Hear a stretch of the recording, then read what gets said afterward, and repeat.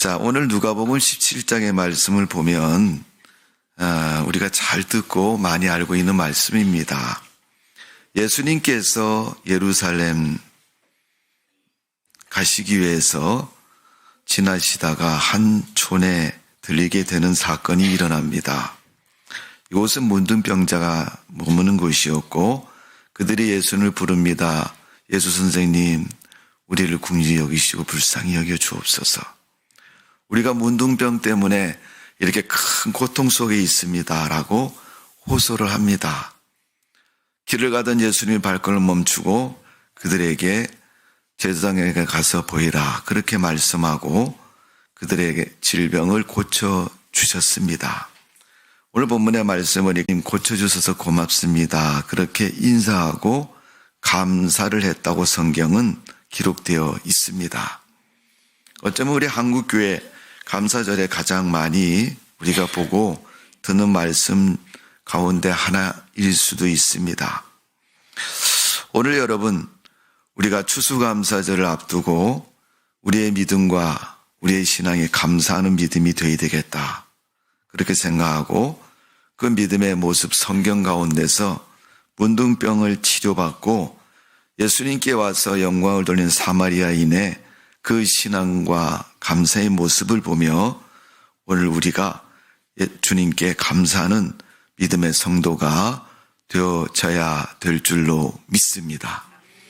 무엇 때문에 감사했느냐?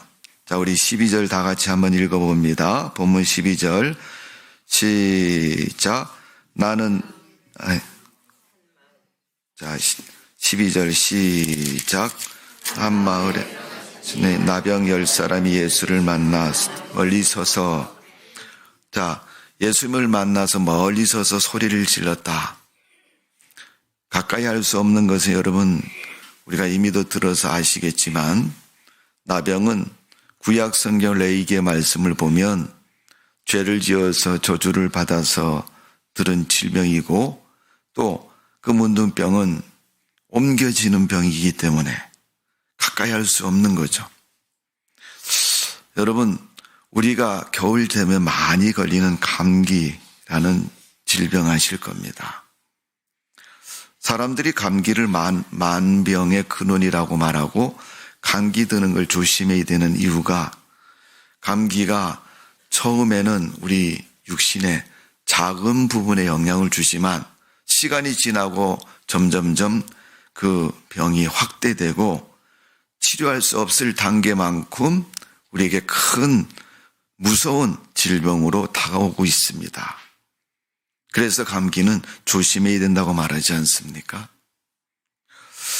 많은 사람들이 이 문둥병 앞에서 기피하잖아요. 삶을 거의 포기하다시피 본인 당사자는 그렇지만 또 옆에 있는 사람도 그렇습니다. 전염성이 강한 이 문둥병은 사람들이 멀리합니다. 그래서 문둥병이 들면 집에서도 쫓겨나고 동네에서도 쫓겨나서 자기 사는 그 마을을 떠나서 격리되어서 지내야 됩니다. 그리고 그 병이 다 나은 후에도 그냥 갈 수 있는 게 아니라 제사장에게 가서 나았는가 낫지 않는가를 검사를 받고 하나님 앞에 제사를 드리고 자기 집으로 돌아가야 됩니다. 이게 무서운 질병이죠. 그러니까 문둥병이 들었다 그러면 사람들이 다 피합니다. 그들이 예수님을 향해서 예수님 보고 우리를 고쳐주시고 치료해달라. 지금 그들은 병으로 인해서 인생에 큰 문제가 생겼습니다. 어쩌면 자기 인생을 포기해야 될 그런 어려움 속에 속해 있는 것입니다. 여러분, 우리가 세상을 살다 보면 그렇지 않습니까? 자기 잘못이든 남의 잘못이든 그 시와 때가 여러분 불의해서 큰 고통 속에 처할 때가 많습니다. 여러분, 지금 우리 세계에 도처에 보면 아주 전쟁으로 큰 고통을 당하는 사람이 많습니다. 러시아와 우크라이나에 전쟁하는데 여러분, 개인적으로 물어보면 러시아에 가서 너희들 전쟁하고 싶냐 그러면 안 하고 싶다 그럴 거예요. 우크라이나에 가서 너희 전쟁하고 싶냐 그러면 안 하고 싶다 그럴 거예요. 근데 실질적으로 지금 어떻게 해요? 두 나라가 전쟁을 하고 있습니다. 여러분, 이스라엘도 그렇습니다. 이스라엘과 하마스, 팔레스타인과 전쟁이 지금 있는데 보통 이 문제가 심각한 것이 아닙니다. 수많은 사람들이 죽고 삶이 황폐해지고 여러분, 내일을 알 수 없는 그런 위기 속에 빠진 것을 볼 수 있습니다. 지금 문둥병에 든 사람들의 삶의 모습이 그런 모습입니다. 다만 여러분, 사람들이 눈으로 느끼기에 아주 심각하고 처절한 모습이 보이지 않을 뿐더러 여러분, 죽고 사는 문제가 달려있는 그런 모습인 것입니다. 오늘 여러분, 우리는 인생을 살면서 누구도 그런 문제를 원치 않을 것이고 피하려고 할 것입니다. 그 문제를 당한 이 10명의 문둥병자도 결국은 자기 가족과 이웃과 동족에서 버림을 받은 인생처럼 저 동네 밖 어귀에 쫓겨나서 지내는 그런 모습인 것입니다.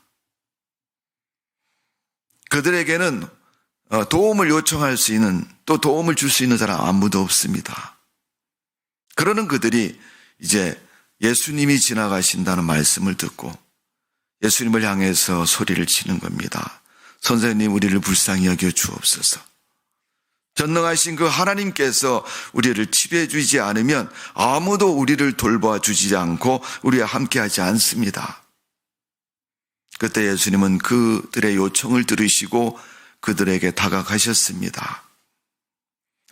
우리가 여러분 성경에 기록된 말씀을 통해서 알겠지만 우리가 하나님을 요청하기보다는 하나님이 우리를 찾아오셔서 우리를 사망에서 건지셨습니다.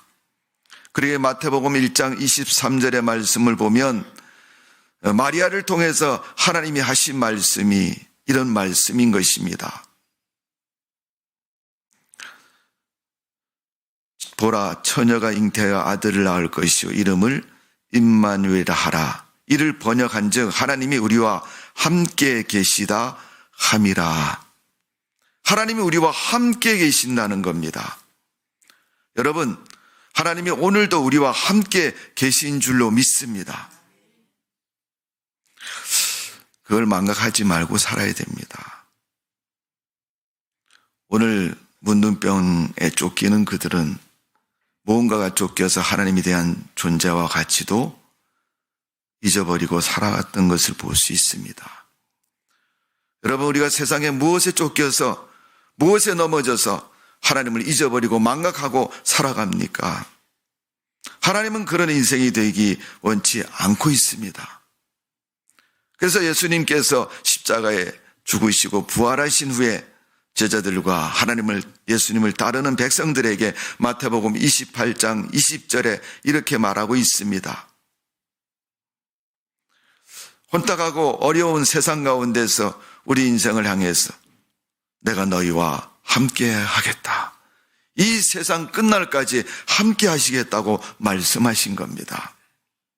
성도 여러분, 하나님께서 우리와 함께 하시는 줄로 믿습니다. 하나님을 망각하지 마시고 하나님과 동행하는 믿음의 삶 되시기를 주님의 이름으로 축원합니다. 평소에 잠잠하고 조용할 때 잊어버렸다면 오늘 본문에 나타난 문둥병이 든 사람이 비로소 예수님을 찾아서 그들의 문제를 호소했던 것처럼 우리가 우리 인생에 문제가 생겼을 때라도 하나님을 부르고 하나님을 찾고 하나님을 부르는 그런 믿음의 자세, 믿음의 삶이 되어져야 될 줄로 믿습니다. 하나님은 문제 있는 인생을 찾아오십니다. 그리고 그 문제를 들으시고 해결해 주시는 분이십니다. 우리는 그렇게 생각하잖아요. 이런 거, 이까짓 거. 또, 내가 지금 이 형편이 지금 엄청 힘들고 어려운데 이 상황에서 어떻게 예수님을 편히 믿고 하나님을 믿는다고 그런 삶을 살아갈 수 있겠느냐. 여러분, 신앙생활은 여유 있게 하는 것이 아니라 하나님 앞에 우리를 내어놓고 언제든지 아무 때나 하나님을 믿고 따르고 그 삶 속에 살아가야 될 줄로 믿습니다. 물론 여러분, 내가 도움이 필요할 때 하나님 앞에 구하는 것, 그건 분명히 중요한 사실입니다. 그러나 편해서 망각하고 또 내가 하나님을 잊어버리고 있었다 할지라도 내가 위기가 찾아오면 그때 제일 먼저 하나님을 생각하고 하나님 앞에 우리가 서야 될 줄로 믿습니다. 마태복음 7장 7절에서 9절의 말씀을 보면 하나님은 찾는 자에게 만나주시고 오신다고 말씀하고 있습니다. 그래서 구하라, 찾으라, 두드리라. 그리하면 응답하신다고 말씀하셨습니다. 오늘 그들이 예수님을 바라보고 예수님께 구했습니다. 우리를 불쌍히 여기고 우리의 질병을 고쳐주시고 우리의 이 문제를 해결해 주시고 우리를 만나 주옵소서. 예수님은 그들 향해서 말씀해 주셨고 다가가셨습니다. 오늘 여러분 언제든지 찾으면 찾아오시는 예수님을 향해서, 하나님을 향해서 우리가 호소하고 찾고 두드리고 부르는 그런 믿음의 삶 되시기를 주님의 이름으로 축원합니다. 우리는 방법을 다 알고 있고 이미 그 방법대로 믿음을 가지고 살아가고 있는데 우리 입술에서 정작 주님을 부를 그 시기에 부르지 못하고 있다는 것입니다. 빌립보서 4장 6절의 말씀을 보면 너는 구할 것을 감사함으로 하나님께 아뢰라. 하나님 앞에 정말로 진심으로 바라고 소망하는 마음으로 하나님 이것은 주님께서 분명코 해주시리라고 하는 그런 확신 속에서 구하고 찾는 것을 말합니다. 문제 인생을 찾아오신 예수님, 예수님을 향해서 호소하는 그들의 문제 앞에 예수님은 비로소 그 문제를 고쳐주셨습니다.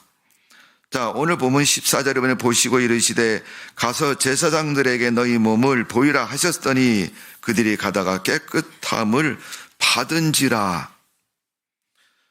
예수님께서 제사장에게 가서 보여라. 여러분, 문둥병자가 제사장에게서 보이라는 건 뭐예요? 고쳐졌으니 가서 내가 나았습니다 이렇게 보이려고 가는 거죠. 그런데 가다가 이미 깨끗해졌다고 말씀하고 있습니다. 오늘 여러분, 이 문둥병자는 지금 문둥병이라는 병을 가지고 있습니다.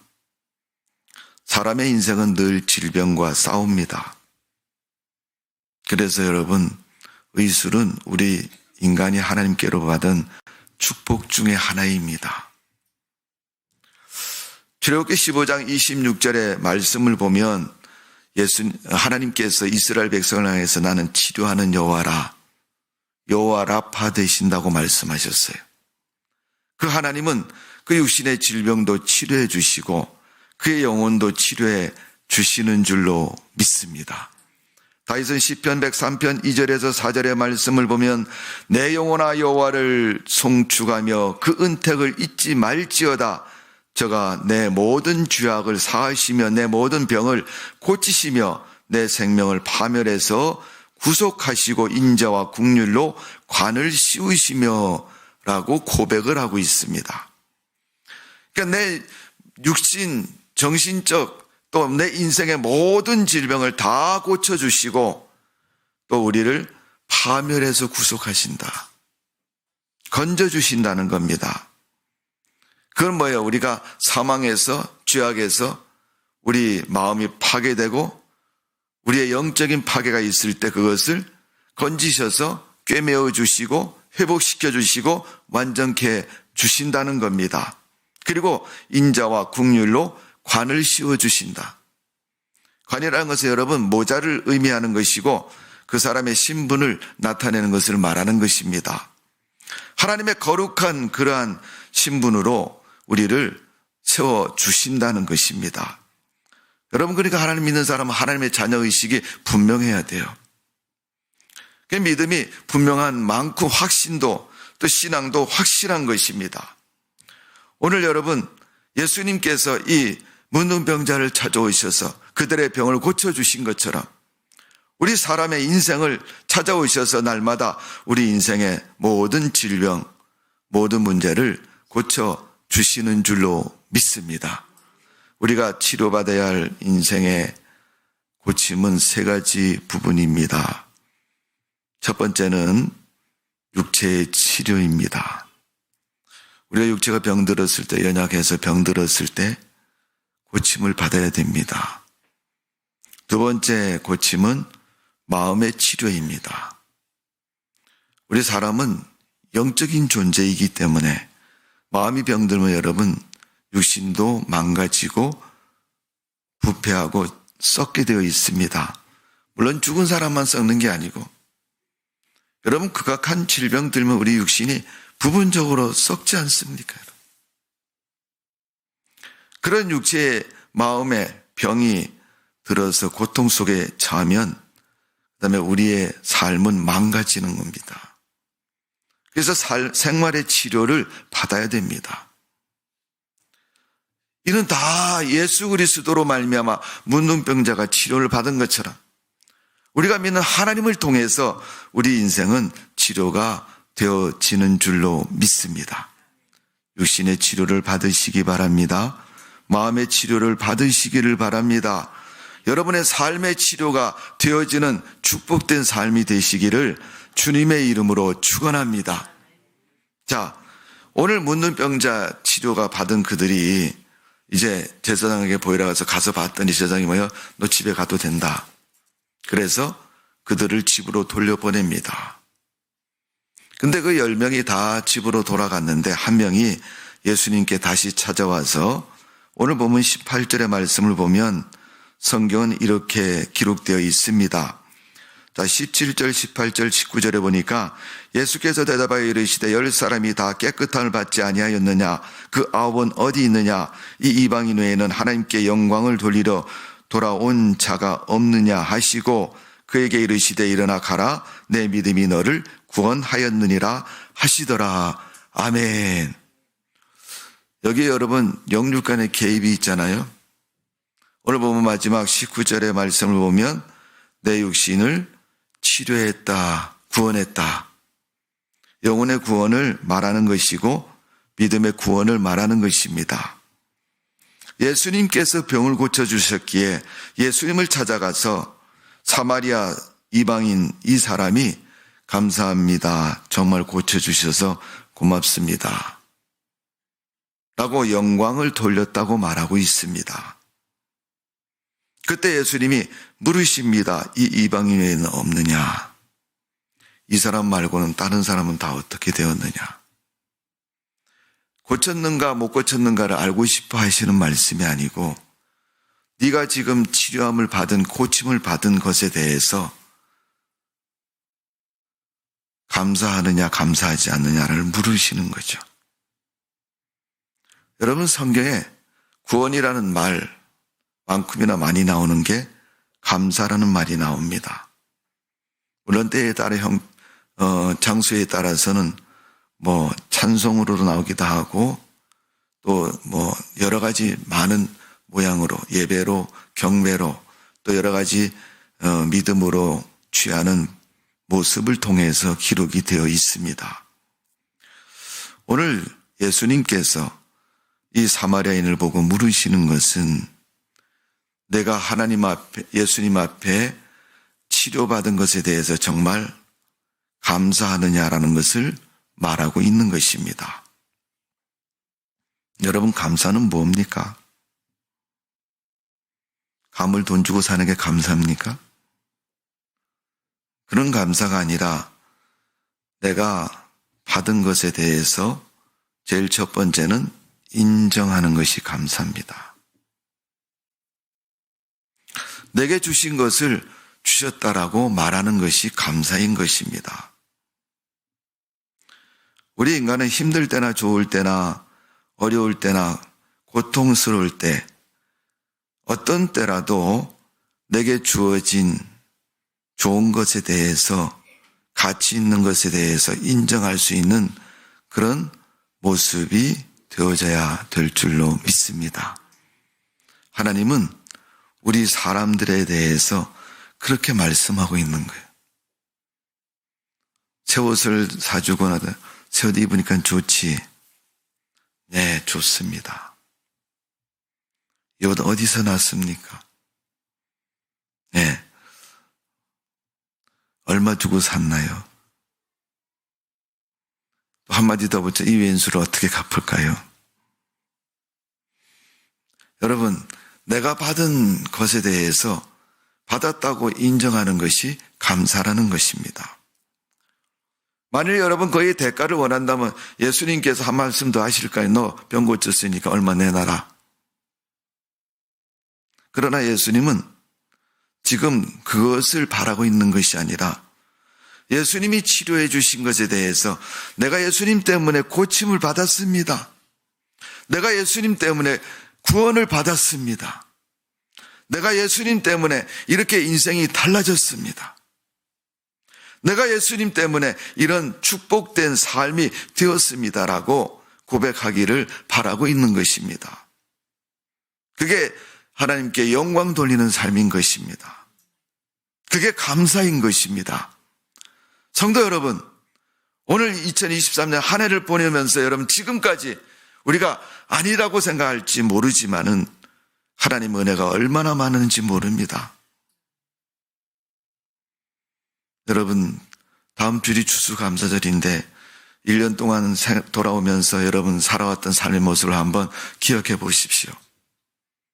그리고 여러분, 감사한 봉투에다가 얼마를 넣느냐 하는 것도 중요한 문제이겠지만은 그 봉투에다 여러분, 내가 1년 동안 1월 달부터 지금 11월 달까지 하나님이 나를 도와주시고 나와 함께 하셨던 그 생생한 기억을 한번 표시해 보십시오. 1월 달엔 2번이나 있었네. 3월 달엔 5번 있었네. 그 내용을 한번 써보세요. 내가 그때 이랬는데 하나님이 그렇게 도와주셨다. 내가 그때 문둥병이 들어서 쫓겨나서 저 멀리 살고 있을 때 예수님이 지나가시면서 나를 고쳐주셨다. 내가 가만히 있을 수는 없지.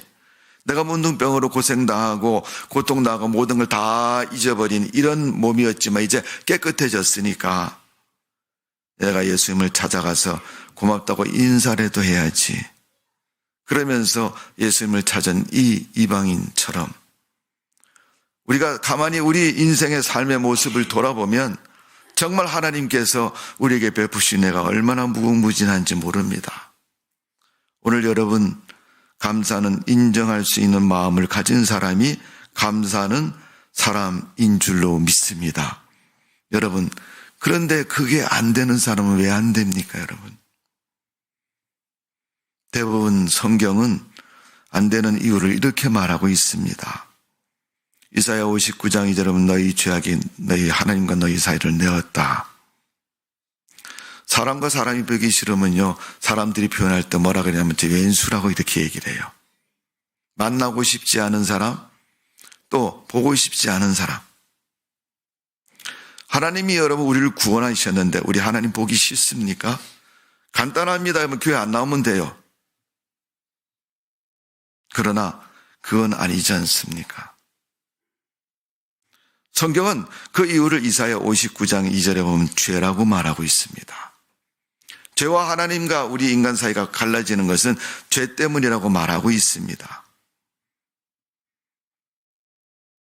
죄는 세상을 살면서 연약해서 지을 수도 있고 계획적으로 지을 수도 있고 또 우범적인 모습 속에서도 지을 수가 있습니다. 대부분 많은 사람들이 이런 문제 때문에 자기 죄의 모습을 드러내기 싫어서 하나님과 멀리 하려고 하고 있습니다. 오늘 여러분, 주님은 비록 그런 모습으로 우리의 형편과 처지가 되어 있어도 하나님 앞에 나가서 주님, 내 모습이 이렇습니다. 하나님이 좀 이해해 주시고 나를 축복해 주옵소서. 약점이 있고 연약한 저희들이라 할지라도 주님 앞에 나아가면 하나님은 언제든지 받아주시고 그 사람을 하나님께서 인정해 주시는 줄로 믿습니다. 여러분, 나의 약점 때문에 주님과 거리가 멀어져서는 안 되는 것입니다. 그리고 또 하나님 앞에 나가지 못하는 이유는 인정하고 싶지 않은 문제들 때문에, 그것만은 내가 사람들이나 하나님 앞에 내어놓을 수 없다. 근데 여러분, 사람하고 하나님하고 다른 게 뭡니까? 우리가 성경을 읽어서 아시겠지만 하나님은 용서해 주시고 아무 말도 하지 않으시는 분이에요, 여러분. 근데 사람은, 그래, 내가 큰 비밀을 하나 잡았구나. 자기가 말하고 싶을 때 얘기를 합니다. 그래서 여러분, 사람끼리는 허물을 말하지 못하지만 하나님 앞에서는 여러분, 그렇지 말아야 되는 겁니다. 오늘 이 사마리아인 한 사람, 이방인인 그가 예수님을 찾아온 그 모습, 어쩌면 예수님은 그의 과거의 모습을 잘 알고 계십니다. 그가 문둥병 든 것도 알고 계시고, 그가 약점을 가진 것도 알고 계시고, 그가 부끄러운 것을 많이 행한 것을 알고 계십니다. 그래도 그의 입술을 통해서 예수님, 나 문둥병 고쳐주세요. 예수님께 고백한 그의 문제를 치료해 주시고 예수님을 찾아와서 고쳐주셔서 고맙습니다라고 고백하는 그에게 오늘 본문 19절에 보면 내 믿음이 너를 구원하였느니라. 우편에 있는 강도를 향해서 너와 함께 오늘 낙원에 이르리라고 말한 것처럼 그를 구원하시고 그에게 은혜를 베풀어 주신 줄로 믿습니다. 여러분, 이게 인정하는 거예요, 여러분. 내가 나를 인정해야 여러분, 주님도 나를 인정해 주시는 줄로 믿습니다. 내가 나를 감추고 자꾸 숨기면 여러분, 주님도 인정해 주지 않아요, 여러분. 두 번째 감사는 과분히 여기는 것입니다. 내가 그걸 받을 자격이 없는데 나에게 주셔서 정말 과분합니다. 여러분, 십자가의 은혜가 없어서 구원을 못 받습니까? 하나님의 은혜가 작아서 싫습니까? 그건 아닐 것입니다.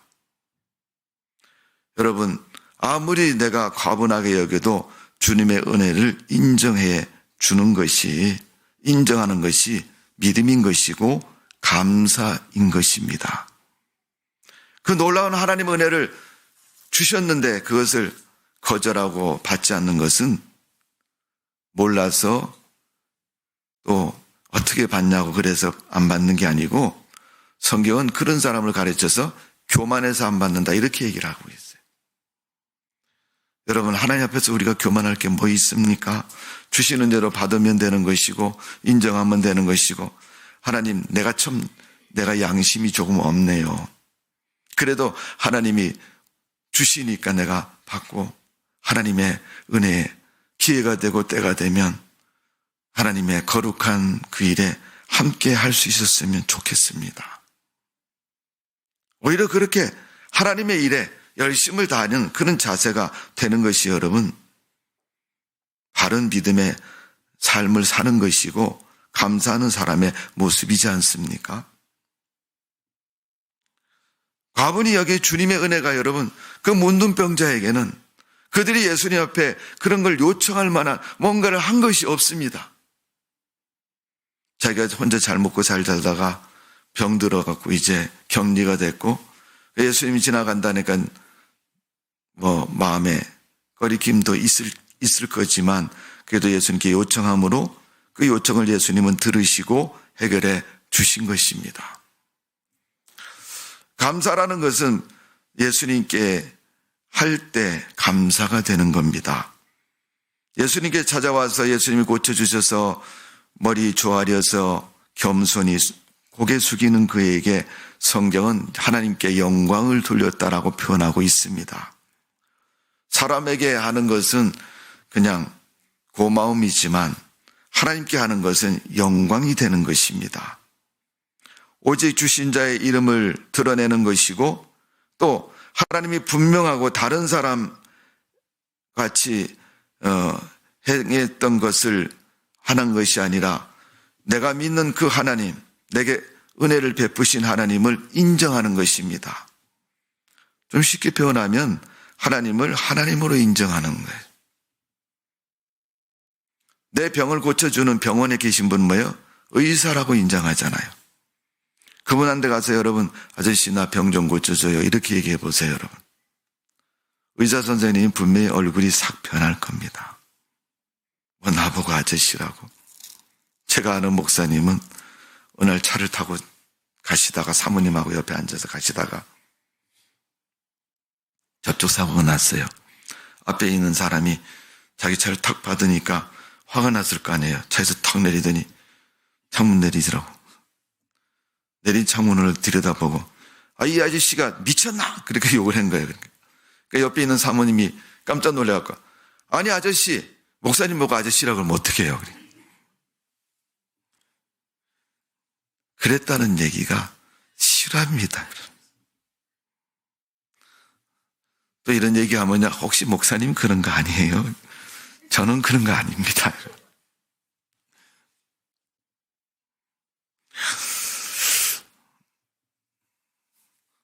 여러분, 의사 선생님 보고 아저씨라고 하면 의사 선생님 뭐라고 그랬어요, 여러분?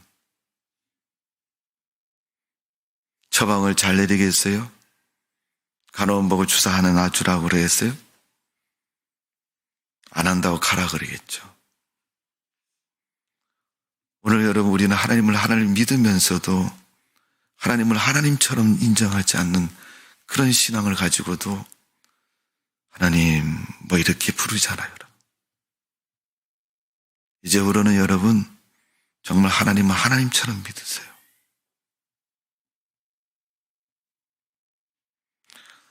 오늘 예수님이 바라는 것은 구원자이시고 전지의 창조자이신 우리 인간의 생사화복을 주관하신 하나님, 너희가 믿어야 할 주님이신 하나님으로 믿기를 원하고 계시는 줄로 믿습니다.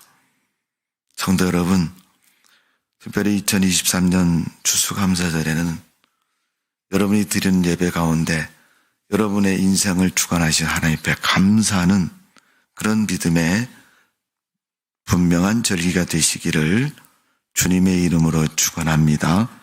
기도하겠습니다. 아버지 하나님, 주님을 주님으로 부르고 주님의 우리 인생의 주관자가 되신다는 걸 인정하는 우리의 삶이 되게 해 주옵소서. 우리는 무엇을 결정할 때 내 마음대로 결정하고 내 생각대로 결정합니다. 그러면서도 문제가 생기면 기도한다고 하나님 앞에 무릎 꿇고 하나님 고쳐주세요, 해결해 주세요, 하나님 이 문제도 저 문제도 이런 것도 저런 것도 말할 때가 많이 있습니다. 긍휼과 사랑이 많으신 하나님은 그럴 때마다 다 이루어 주셨습니다.